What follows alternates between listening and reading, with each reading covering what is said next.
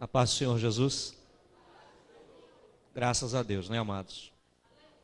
Mais uma noite o Senhor tem nos dado para estarmos na casa do Pai, fazendo a obra do Pai, sentindo a presença do nosso Pai querido.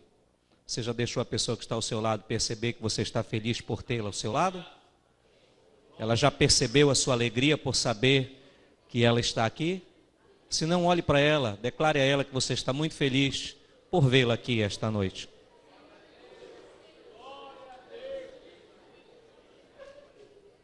Amém? É bom estarmos na casa de Deus, né, amados? Há muitas pessoas que não sabem, mas a casa de Deus tem uma promessa maravilhosa.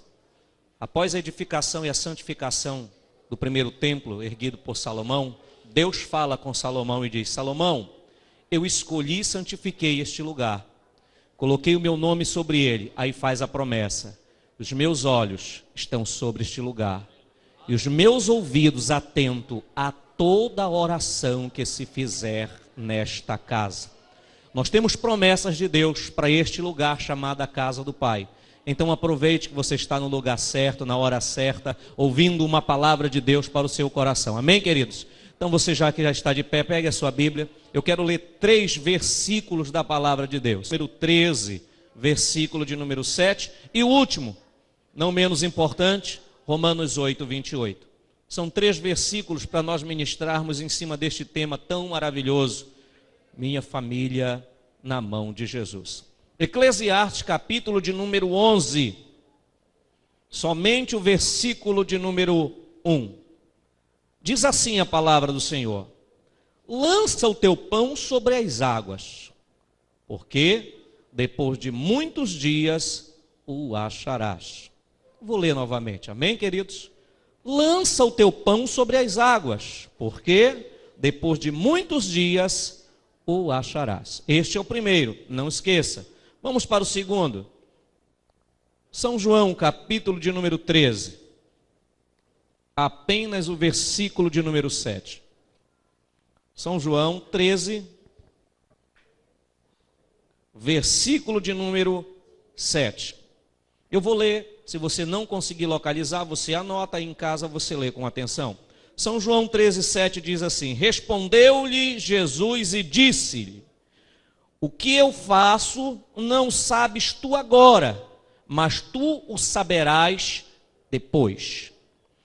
Respondeu-lhe Jesus e disse-lhe: o que eu faço não sabes tu agora, mas tu o saberás depois. Romanos capítulo de número 8, versículo de número 28, o último versículo desta noite. Romanos 8, 28 diz assim: e sabemos que todas as coisas contribuem juntamente para o bem daqueles que amam a Deus, daqueles que são chamados por seu decreto. E sabemos que todas as coisas contribuem juntamente para o bem daqueles que amam a Deus, daqueles que são chamados por seu decreto. Amém? Você pode sentar, querido. Sente feliz porque está na casa de Deus. Família sempre foi um assunto empolgante, principalmente para a minha vida. Eu particularmente gosto muito de falar sobre família. Minha mãe, a mulher que me criou, era minha avó. Hoje ela já dorme nos braços do Senhor. Mas foi uma guerreira. Ela foi a base para que a salvação entrasse na nossa família. Ela foi a primeira a aceitar Jesus como Salvador. E uma coisa interessante na vida daquela senhora, minha mãe, é que ela não sabia ler nem escrever, mas ela sabia fazer algo muito importante: ela sabia falar com Deus. E a família sempre foi algo emocionante, porque a família ela é a base da formação do caráter do ser humano.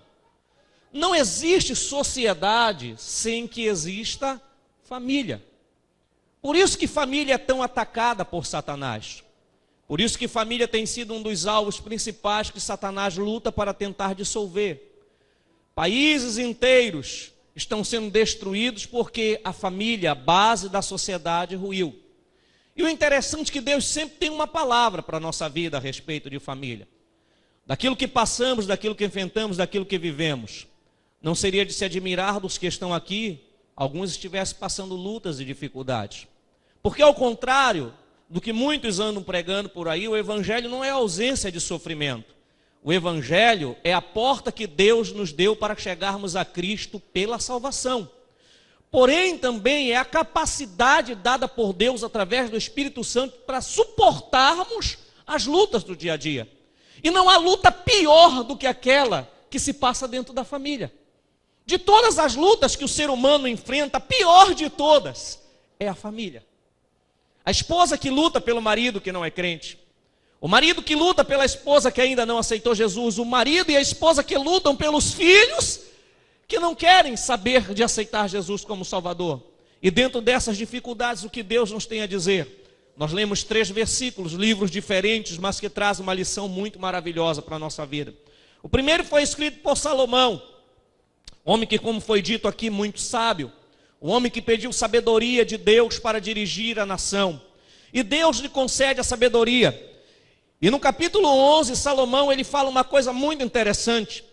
Ele diz assim: lança o teu pão sobre as águas. É como se ele estivesse dando uma orientação imperativa. Lança o teu pão sobre as águas. E depois ele dá uma garantia, porque depois de muitos dias ou alguns dias, tu acharás.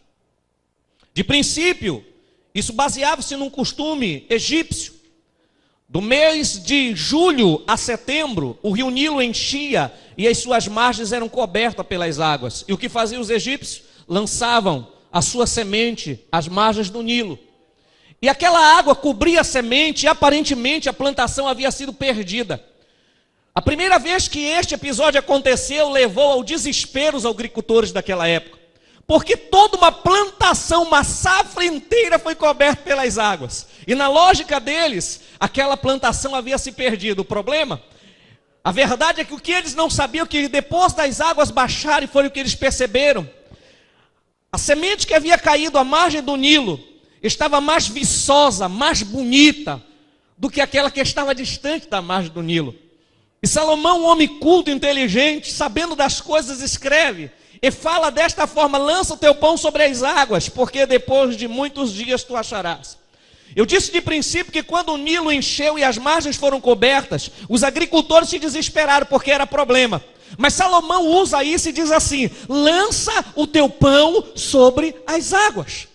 Quando nós falamos de água, nós falamos pelo menos de 2 tipos de água. Águas tranquilas, aquela que o bom pastor nos leva. A Bíblia diz que ele nos leva às águas tranquilas. E águas tranquilas é o que nós queremos. Mas existe uma outra água que ninguém quer na sua vida. São as águas tumultuosas da tribulação. São as águas da angústia. As mesmas águas que um dia Pedro, andando até com Jesus, ele começou a afundar e disse: mestre, acode-me, porque eu vou perecer. É dessas águas que eu imagino Salomão falando, as águas da tribulação e da angústia. E olha o que ele diz: lança o teu pão sobre as águas. Ele estava falando de semente. Deixa eu dizer uma coisa a respeito de semente. Existe uma semente que quando cai em terra boa, ela produz e produz muito. É a semente chamada oração. Diga para o irmão que está ao seu lado: oração. Alguém não lhe ouviu falar? Fale de novo: oração. Então deixa eu tentar conjecturar alguma coisa neste versículo. Salomão começa dizendo que eu devo lançar e me dá garantia que eu vou receber. Em toda a luta e dificuldade do homem, a coisa mais difícil para um homem e uma mulher é concentrar-se em um período de oração. Primeiro, porque todo homem atribulado, a sua alma angustiada, as palavras lhe faltam no seu vocabulário. Exemplo disso foi Ana. Lembra de Ana? Angustiada, sofrida, amargurada. Ela mesma disse: a tua serva está amargurada até a morte. Ela não tinha palavra, mas a boca se mexia, os lábios se moviam. O que ele não ouvia chegava diante de Deus dizendo: Deus, me socorre, porque sou tua serva. Oração não é simplesmente a verbalização de palavras, é um crer, é um acreditar, é um relacionamento entre aquele que fala e aquele que ouve. Sabe o que diz Hebreus? Chegai-vos com ousadia perante o trono de Deus. A palavra ousadia traduzida neste versículo não significa coragem humana, significa a força dada por Deus. E Paulo fala: nós não sabemos orar como convém, mas não te preocupa não, nós temos o Espírito Santo que intercede por nós com gemidos inexprimíveis. Aí eu ouço a voz de Deus dizendo: está difícil, lança o teu pão sobre as águas. Lança o teu pão sobre as águas. O problema de orar na tribulação é que parece-nos que a oração que é feita na tribulação parece que não chega diante de Deus. O primeiro sentimento de um homem e de uma mulher angustiado é que a sua oração não chega diante de Deus. Mas escute o que eu vou dizer: não é a sua oração que chega diante de Deus. Quando Deus falou a respeito do templo, 2 Crônicas 7,14, ele disse: e o povo que se chama pelo meu nome, se ele se humilhar, se ele orar, buscar a minha face, deixar os seus maus caminhos, olha o que ele diz: eu ouvirei lá no céu, eu virei a ele, sararei a sua terra. O crente dobra o joelho para orar aqui, Deus ouve lá e desce. Então eu posso acreditar que nós já oramos hoje, Deus já desceu. E se Deus está aqui, como foi cantado, Ele é tremendo na terra, Ele é general de guerra, Ele jamais perdeu uma batalha. Lança o teu pão sobre as águas. Está difícil, eu sei que está para mim também. É complicado, eu sei que é complicado para mim também. Mas a ordem que eu recebo de Deus é essa: ei, lança o teu pão sobre as águas. O princípio divino é lançar sobre ele as nossas ansiedades, porque ele tem cuidado. No Salmo 103, o salmista dá uma resposta para o Salmo 42, versículo 5, quando é perguntado ali: por que te abates, ó minha alma? No Salmo 103 ele começa dizendo a si mesmo: bendiz, ó minha alma, o Senhor. Você sabe o que eu entendo quando eu leio 42 de Salmo e leio o Salmo 103? É que a alma angustiada está fazendo a coisa errada. Ela não deveria estar angustiada, ela deveria estar fazendo o que diz o Salmo 103: bendiz, ó minha alma, o Senhor. Alguém pula e diz: mas é difícil bendizer na tribulação. Mas no mesmo texto está escrito: e tudo que há em você, bendiga o nome do Senhor. Se é luta, bendiga o nome do Senhor. Se é tribulação, bendiga o nome do Senhor. Pois a Bíblia diz: bem-aventurado o homem que passa por muitas provações, porque quando aprovado, receberá a inacessível coroa da vitória. Nós estamos falando de batalha, de guerra, mas escute o que eu vou lhe dizer. Todas as vezes que crente fala de batalha, a primeira coisa que vem na mente dele é a vitória, é verdade? Quantos concordam? Digam amém. Toda vez que crente fala de batalha, ele já pensa na vitória. Mas a vitória nada mais é do que uma batalha bem vencida. A vitória nada mais é do que uma luta bem travada com um propósito absoluto, que Deus é com ele ou com ela na hora da luta. Então, quando nós falamos de lutas, quando nós falamos de batalha, a nossa mente é arremetida a imaginar que nós já entramos na batalha, como disse a palavra, mais do que vencedores. Então nós não viemos aqui para vencer, nós chegamos aqui como vencedores. Nós já saímos de casa com a vitória na nossa mão e no nosso coração. Ninguém veio aqui para vencer, viemos aqui porque somos vencedores. Você sabe quem a Bíblia diz que saiu para vencer? É aquele cavaleiro lá do Apocalipse, do primeiro cavalo branco. Aquele é Satanás, o anticristo. Ele sai para vencer, a gente não. A gente já sai como vencedor. A gente chega como vencedor. A gente fica como vencedor. E quando a gente sai daqui é como vencedor. Olha para o irmão que está ao seu lado, dá uma olhada bem no rosto dele e veja o rosto de um vencedor. É assim. Olha o rosto dele e veja o rosto de um vencedor. Primeiro, lança teu pão sobre as águas. Eu estou falando de águas tumultuosas. Mas eu sei que não é fácil lançar oração diante do Senhor quando as lutas são grandes. Principalmente quando no decorrer da luta parece que os nossos sonhos se desfizeram. E se eu fosse falar de sonhos aqui, eu não poderia esquecer de falar de José. É o nosso exemplo de continuar a acreditar num sonho. Você lembra da história? Por causa de 2 sonhos, José foi vendido como escravo para o Egito. A concretização do sonho de José durou 22 anos. Foram 22 anos que José esperou que o sol, a lua e as estrelas se curvassem diante dele. Você quer lembrar de outro? Abraão, 25 anos. Ele teve que esperar para que os seus sonhos fossem realizados. Aí alguém pode levantar-se com pessimismo e dizer, então não vale a pena esperar. Ei, calma, eu não terminei. Eu falei de dois homens que com um 22 e outro com 25 anos depois da promessa feita receberam. Mas eu também conheço um que escreveu assim, ei, o teu choro pode durar só uma noite. Uma noite é um período de tempo apenas.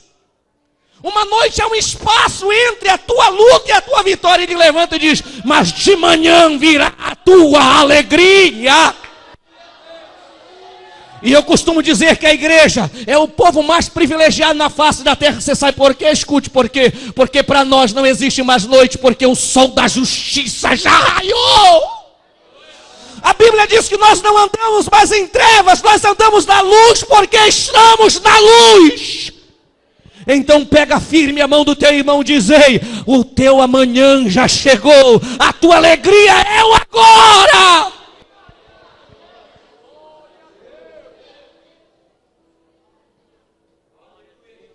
Deixa eu parar um pouquinho mais neste versículo aqui. Ele diz assim, lança teu pão sobre as águas, porque depois de alguns dias o acharás. Eu não sei se alguém que está aqui já teve essa curiosidade de jogar um pedaço de pão na água. Alguém já fez isso? Você pega um pedaço de pão, corta ele e joga na água. Você sabe o que acontece? Imediatamente, ele cresce. E eu estou falando de águas tumultuosas, águas que não param, que estão em movimento, onde as ondas vão e vêm. Eu imagino este pedaço de pão lançado sobre as águas e as ondas levando o pão. Mas a palavra diz que eu vou ter que achar o pão que eu joguei. Agora imagine, eu penso assim, com esta mente fértil que Deus me deu. Eu imagino este pão boiando sobre as águas e um peixe com fome vem e come meu pão. E agora como eu vou receber o meu pão de volta? Mas eu li na Bíblia que eu vou lançar e eu vou receber depois de alguns dias. Eu não sei de que forma o pão vai voltar. Mas nem que seja através daquele peixe, eu vou ter que receber o que Deus falou que eu ia receber. Você lembra a história? O soldado pergunta para Pedro, o teu mestre não paga imposto não? Pedro, sem saber o que falar, disse, claro que paga, errou. Porque Jesus e Pedro não deveriam pagar impostos, os impostos eram cobrados dos estrangeiros, eles eram naturais da terra. Ele chega com Jesus e diz, olha mestre, estão cobrando imposto. Jesus, Pedro, a gente não paga imposto, mas já que tu deixa a tua palavra, vai lá no rio. O primeiro peixe que tu puxar, pode abrir a boca dele. Se lançou, vai receber. Se confiou, vai ter a sua fé respaldada em Deus, porque tudo é possível aquele que crê. Você já parou para pensar nisso? Você já imaginou isto? Escute o que eu vou lhe dizer agora, neste versículo. Toda luta nos faz dobrar o joelho para falar de sofrimento. Toda luta. Não há um crente na face da terra que dobre o joelho em luta e fale de alegrias. Fala para os outros. Quando pergunta como está tudo bem, só Deus sabe como está. Mas quando dobra o joelho, abre o coração e a lágrima desce, e às vezes a gente até diz, Senhor, não aguento mais. Isso é comigo, é com muitos dos que estão aqui. Mas o problema é que todas as vezes que um crente fiel a Deus dobra o joelho, Deus se levanta. Eu falei isso ainda há pouco. E o segredo está exatamente quando Deus se coloca de pé.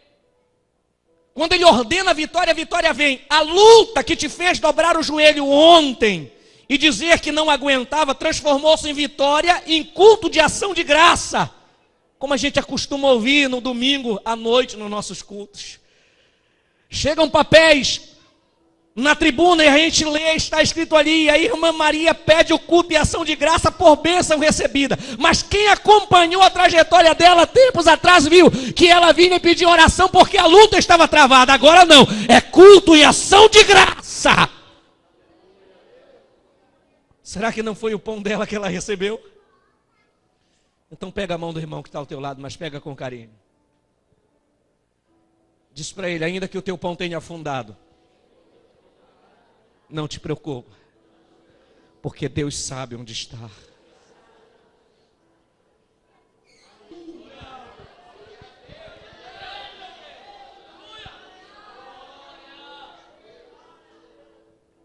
Eu lembro que eu nasci num lar evangélico. Com 11 anos de idade eu comecei a pregar a palavra do Senhor.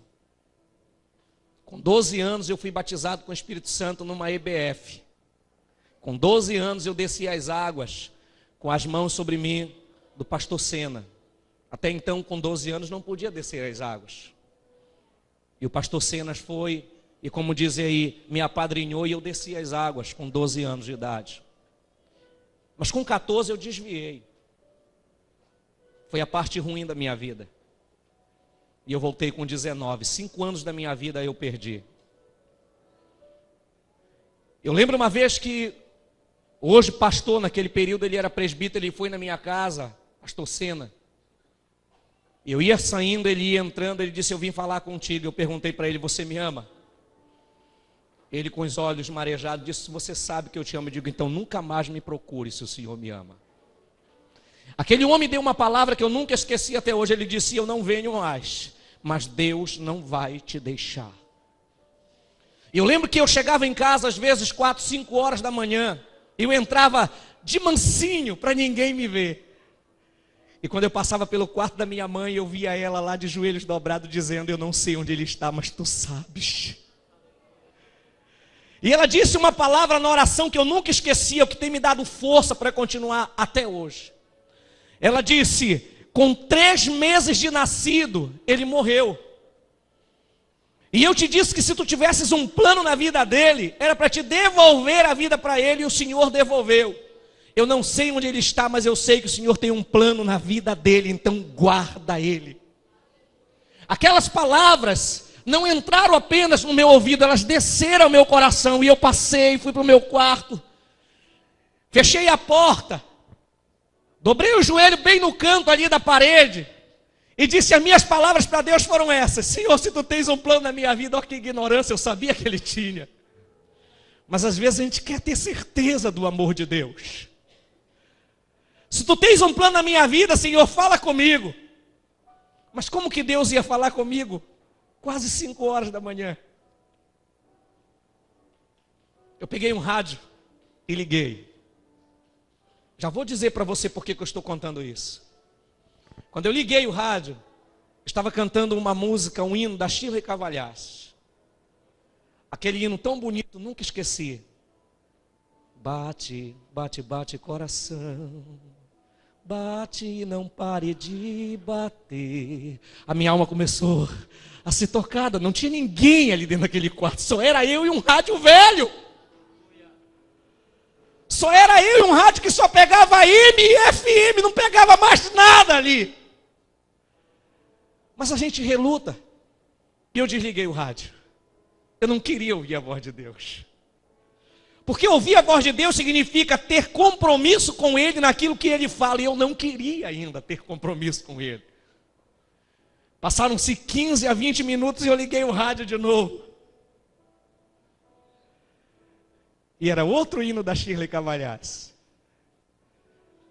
Aquele hino que diz, ontem alguém falou teu nome para mim, que você está sofrendo tanto assim, coração tá em pedaços, foi vencido pelos laços desta vida, foste arremessado contra o cais, açoitado pelos vendavais, chora o peito, grita a alma, procurando a paz. Mas eu sei, Jesus te olha e te vê, e diz: filho, vou te socorrer.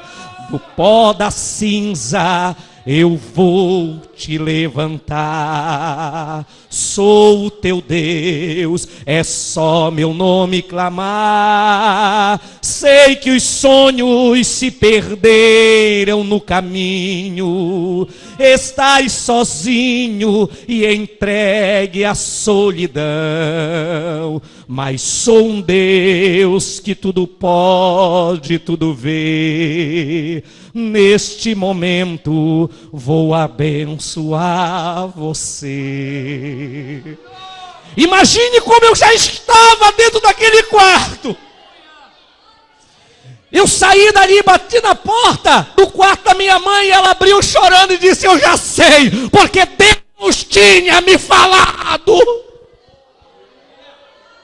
Você sabe o que eu estou tentando dizer? Aquela mulher lançou o pão sobre as águas. Lançou o pão sobre as águas. Satanás vinha e dizia: vou afundar o teu pão. Ela dizia: não tem problema. Se você afundar, Jesus mergulha e acha. Jesus mergulha e acha.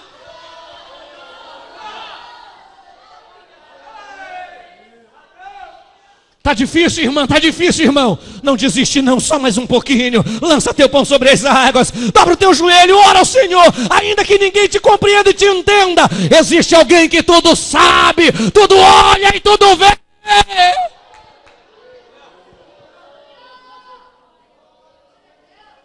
Lança teu pão sobre as águas. Não te preocupa com o que estão falando.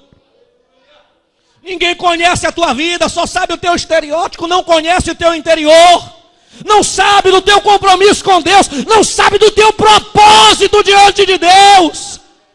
Que te julguem pela tua aparência, que te julguem pela tua forma de andar, que te julguem pela tua forma de falar, mas ninguém poderá te condenar em acreditar em um Deus poderoso. Lança teu pão sobre as águas. Lança teu pão sobre as águas. E quando não der mais conta, estiver se arrastando, não se preocupe não. Ele vai se baixar onde você está. A Bíblia diz: eu te tomo pelas tuas mãos e te fortaleço e te digo: não temas. Só se você quiser e puder, pegue a mão da pessoa que está ao seu lado e diga: continua, continua. Está chegando a hora da tua vitória.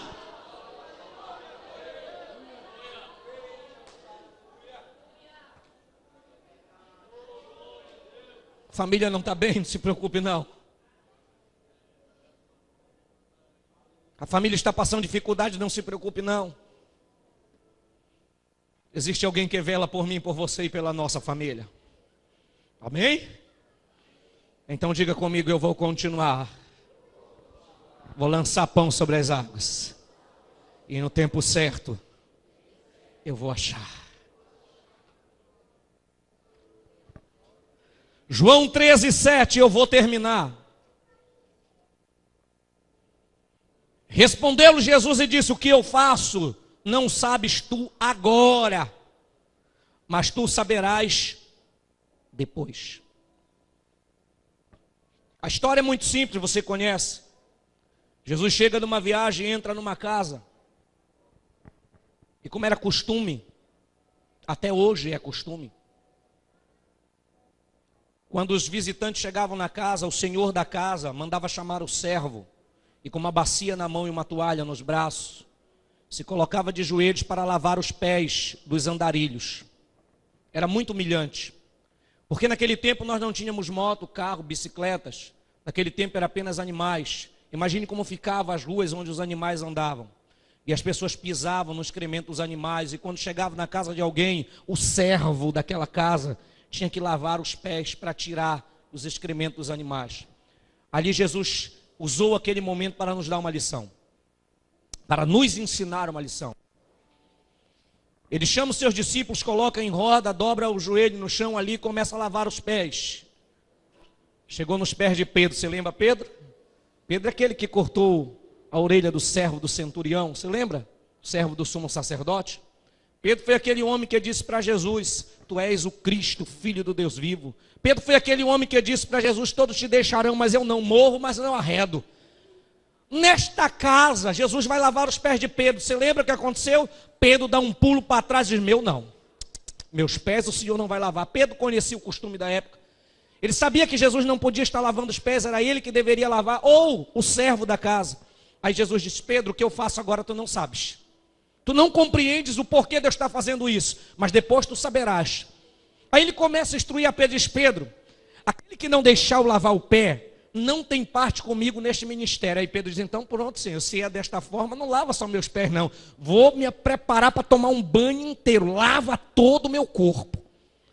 O que estava acontecendo ali era algo novo para Pedro. E Pedro não compreendia. Exatamente essas coisas acontecem na vida da gente no reino de Deus. E às vezes a gente não compreende. Eu vou lhe dizer quando que isso acontece na nossa vida. Você sabe quando tudo que a gente planejou está dando certo? Todos os passos que nós planejamos está dando certinho. A gente começa a conquistar tudo aquilo que a gente toma como promessa de Deus para a nossa vida. Mas de repente acontece aquele imprevisto e aparentemente nossos sonhos ruem. Aparentemente nossos sonhos são perdidos. Isso se dá muito nos lares onde nem todos são evangélicos.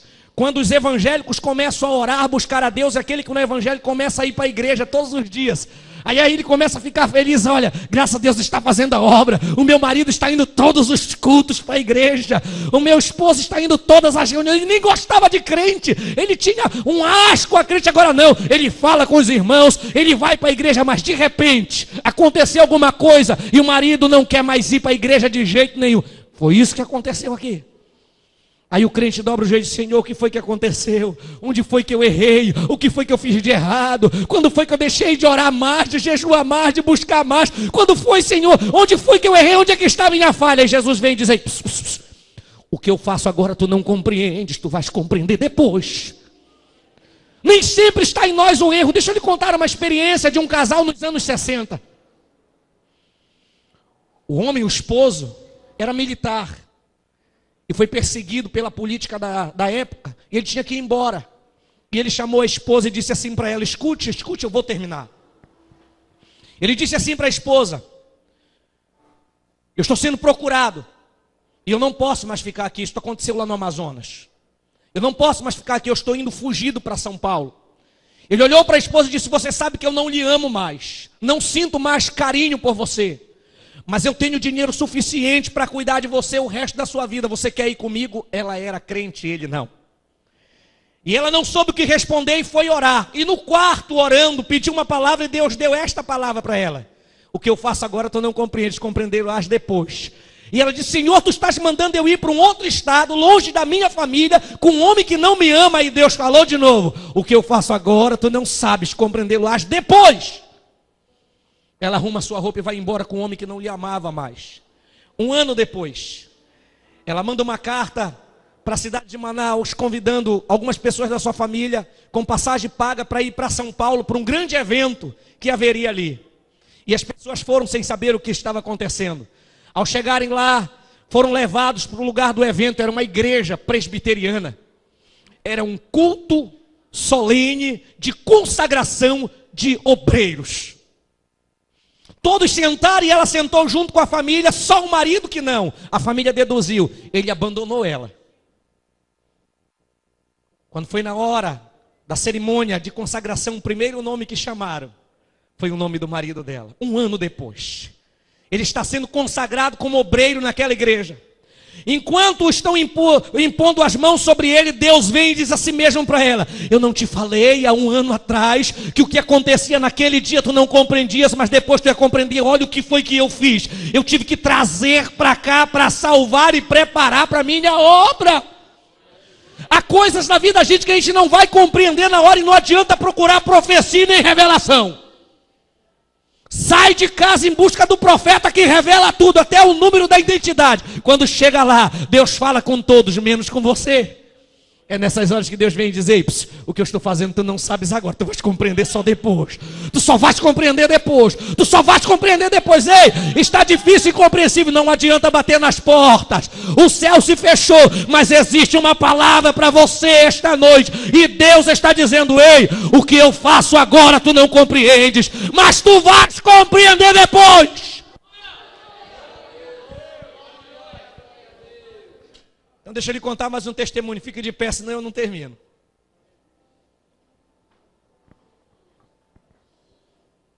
Já vou terminar. E eu vou terminar falando Romanos 8, 28.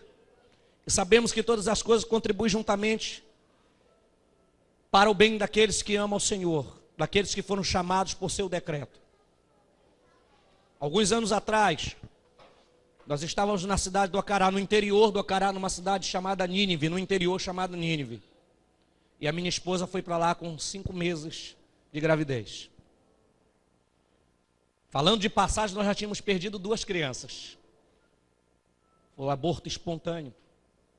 Os médicos disseram que a minha esposa não podia ter filhos. E ela engravidou, estava com 5 meses, nós fomos com o pastor Isaías. Ele nos chamou para fazermos um trabalho no Templo Central do Nínive. E eu lembro que era um domingo de manhã, eu falei para minha esposa: você fica e eu vou para a escola dominical. Eu ia dar uma palestra na escola dominical. Casa de interior. Agora não, com a modernização passando por lá, melhorou muita coisa. Mas antes as casas do interior, elas eram altas. Era exatamente para guardar canoas debaixo. Há muitas pessoas aqui que eu tenho certeza que têm parentes ou vieram no interior, sabem que o que eu estou falando é verídico. E a minha esposa ficou na casa e eu fui para a igreja. E eu estava no meio da ministração, quando entrou um rapaz pelo lado da igreja e falou com o pastor Isaías. O pastor Isaías veio e falou para mim: a sua esposa está passando mal. E eu pedi permissão aos irmãos, entreguei o microfone para o pastor Isaías e fui até onde a minha esposa estava. Quando eu cheguei lá, as pessoas me contaram: um rapaz que morava na casa foi por debaixo do assoalho, a minha esposa sentada na porta da casa com as pernas na escada, deu um susto na minha esposa. E aquele susto levou ela ao aborto.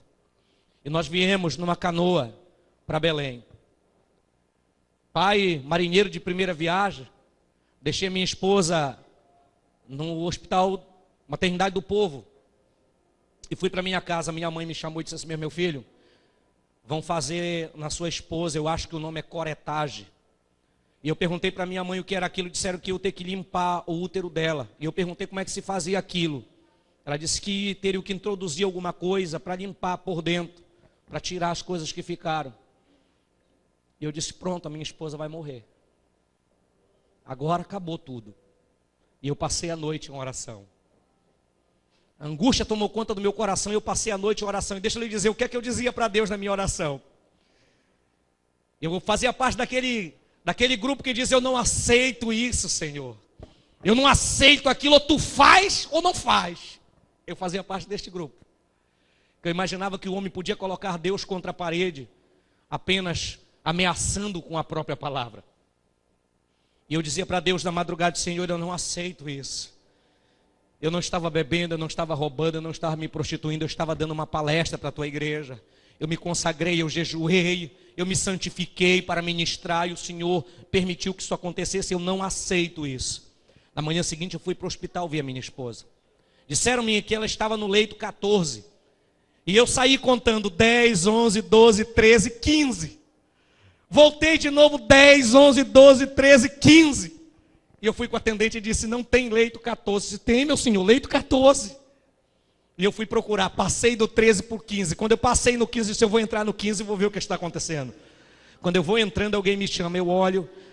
A minha esposa estava na porta do leito 14 lá, em pé, dizendo: venha, meu filho, está tudo bem. Aí eu voltei e disse: o que foi que aconteceu? Ela disse: eu não sei. Eu cheguei aqui orando, buscando a Deus, e o que tinha dentro de mim saiu, e eu estou bem, o médico já me deu alta.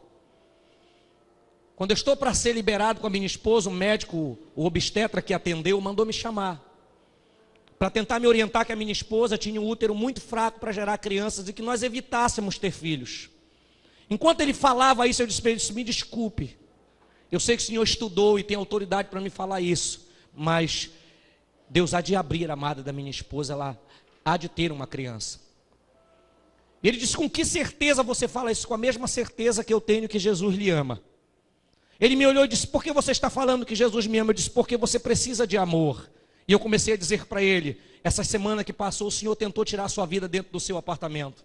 E comecei a falar para ele aquilo que Deus estava me falando. Ele começou a lagrimejar e disse assim mesmo para mim: para um pouco, espera só um pouco. E saiu. Quando ele voltou com 5 outros médicos. E disse assim para mim: fala para eles o que você acabou de falar para mim, do amor que Jesus tem pela minha vida. E eu comecei a falar para cada um deles, daquilo que Jesus tinha na vida deles. E eles começaram a lagrimejar e chorar. E eu perguntei a eles: vocês querem aceitar Jesus como Salvador? Os 6 naquele momento aceitaram Jesus. Quando isto acaba de acontecer, Deus vem e diz: ei, o que eu fazia lá tu não compreendias, eu precisava que tu entrasses aqui. Então deixa eu lhe dizer uma coisa, aprenda isto, não é regra, mas pode acontecer. Se Deus quiser, Ele pode fazer qualquer coisa acontecer. Aí vem Romanos 8, 28, mas não se preocupe, ainda que aparentemente seja do mal, Deus há de transformar em bem, porque todas as coisas contribuem juntamente para o bem daqueles que amam a Deus. Coloca a mão no ombro do irmão que está no teu lado e diz para ele: não te preocupe, é para o teu bem. Não ouviu? Coloque de novo a mão com a autoridade de profeta e profetiza de Deus e diga: ei, não te preocupa, é para o teu bem.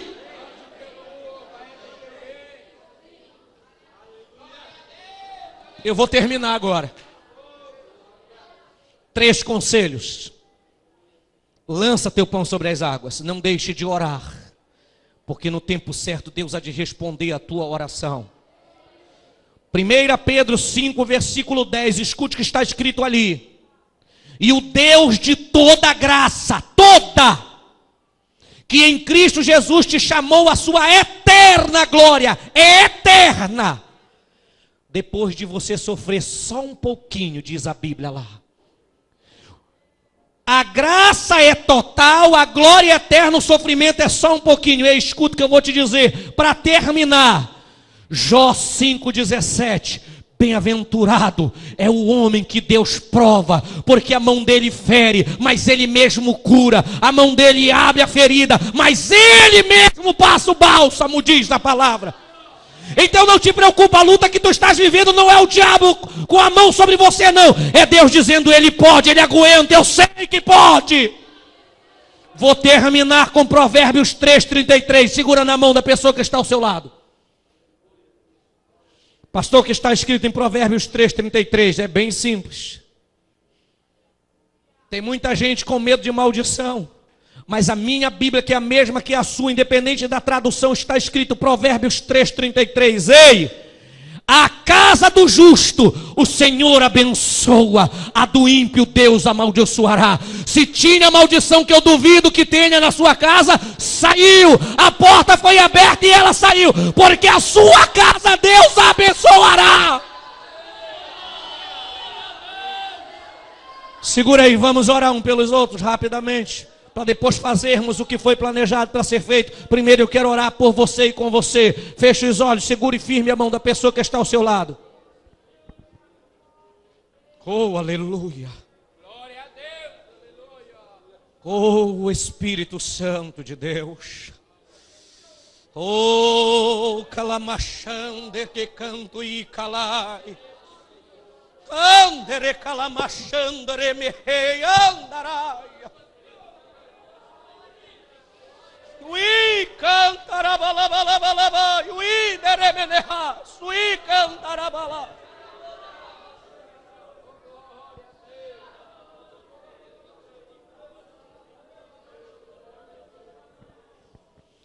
Eu ministro, Senhor, sobre a tua igreja.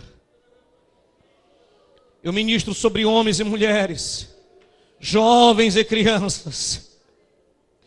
Eu ministro, Senhor, a tua bênção sobre esta igreja esta noite. E eu ministro, Senhor, imbuído do teu Espírito Santo. Eu ministro na autoridade do nome que há em nome de Jesus.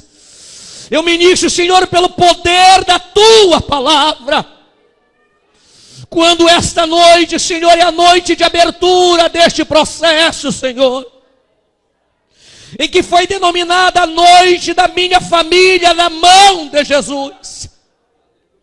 Senhor, eu quero crer esta noite, a minha fé convicta, que os nossos lares, a nossa família está nas tuas mãos, ainda que Satanás tenha se levantado contra ela,